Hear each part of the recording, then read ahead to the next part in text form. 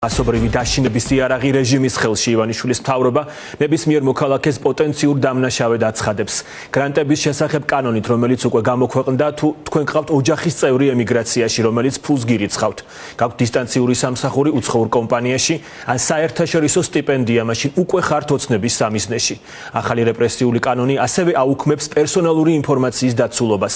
თუ პირს პოლიტიკურ სუბიექტად შერაცხავენ, ოცნებას ეძლევა უფლება მოусმინოს მის სატელეფონო საუბრებს და ჰქონდეს წვდომა მის პირად მიმოწერასა და საბანკო ანგარიშებზე. სალომე ლაბაძე გაეცნო ოცნების რეპრესიული კანონის შინაარსს, რომელიც დეტალებით და შეფასებებით უერთდება ფორმულას ეთერს.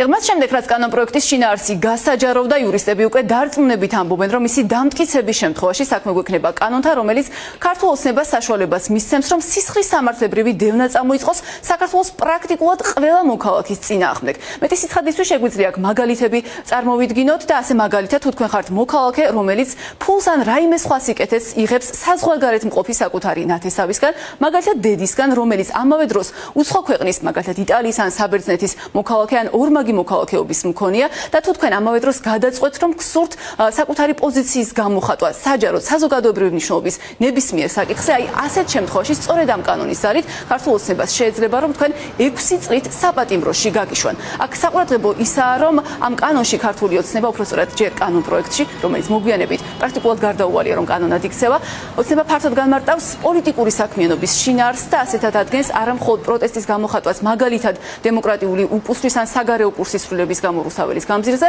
არამედ ისეთ შემთხვევებსაც, როცა მოქალაქე გადაწყვეტს, რომ სურს უხილის გამოხატვა, მაგალითად მიუსაფარი ცხოველების პრობლემების გამო, ან სურს რაიმე მოთხოვნა სპორტული მიმართულებით, მაგალითად სურს მოითხოვოს კალათბურთის დაფინანსების გაზრდა. საკუთრებით პრობლემურია ემიგრანტების საკითხი, იმიტომ რომ შეს შემთხვევაში მათი უმრავლესობა უკვე იმ ქვეყნის მოქალაქე ან ორმაგი მოქალაქეობის მქონე პირია და მათი მხრიდან მაგალითად საკუთარი შვილისთვის, მეუღლისთვის, დისთვის, მშობლისთვის გადმორიცხული თანხით, თუ კი ეს ადამიანი მაგალითად წავა თუნდაც სპორტის სამინისტროსთან და მოითხოვს რაღაცა სპორტის მიმართულების დაფინანსების გაზრდაც, ეს უკვე პოლიტიკური საქმიანობაა და ეს ადამიანი დაიჯება 6 წლამდე ციხეში გაშვებით. აღარაფერს საუბრობ, რა თქმა უნდა, თუ კი ტროტუარზე აღმოჩნდი და რეალურად აპროტესტებ რუსეთის ოკუპაციას, ამ ქვეყნის რუსულ კოლაბორაციონისტულ რეჟიმს და ასე შემდეგ. ანუ მარტივად რო შევაჯამო, ხელისუფლება სურს და მოგვიწოდებს, როგორც წინა წლებში დარჩით სახლში. იყავით ღარიბები, იყავით მშივრები, იყავით უკმაყოფილოები, იყავით შეურაცხყოფილები, მაგრამ თქვენ ამის გამოხატვის უფლება არ გაქვთ. რაც შეეხება მეწარმე სუბიექტებს, მათაც მთლიანად ეზუდებათ ნებისმიერი ტიპის პოლიტიკური საკითხზე აზრის გამოხატვა. ამაში მათ შორის ჯდება მაგალითად ბევრი მეწარმე სუბიექტი ქვითარზე აკეთებდა წარწერას საქართველოს ტერიტორიის 20% ოკუპირებულია რუსეთის მიერ. თუ კი გავითვალისწინებთ, რომ ხელისუფლების გაცხადებული პოლიტიკა არის რუსეთის არ გაღიზიანების, მე ვიტყოდი რუსეთთან კოლაბორაციის პოლიტიკა, თავისუფლად შეუძლია სახელმწიფო აუდიტის სამსახურს მის სანქცირებულ ხელმძღვანელთან ერთად ჩათვალოს, რომ ეს არის პოლიტიკური საქმიანობა მეწარმე სუბიექტის მხრიდან განხორციელებული და დააჯარიმოს ის პირველ რიგში 20,000 ლარით, ხოლო განმეორებით შემთხვევაში 40,000 ლარით.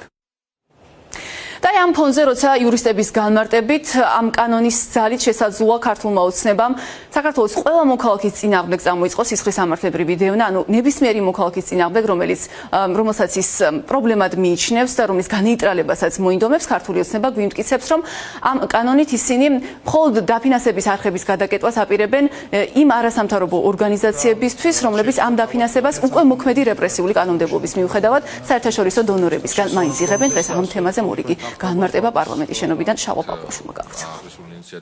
საქართველოში არაფერი ესაქმება უცხოურ ფულს ქართულ პოლიტიკაში არაფერი ესაქმება.